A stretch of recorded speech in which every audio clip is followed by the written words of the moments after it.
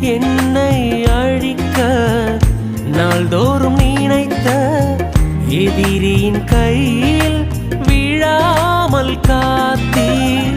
சத்துருக்கள் முன்பு பந்தியை வைத்து எண்ணெயினாலே அபிஷேகம் செய்தீர்.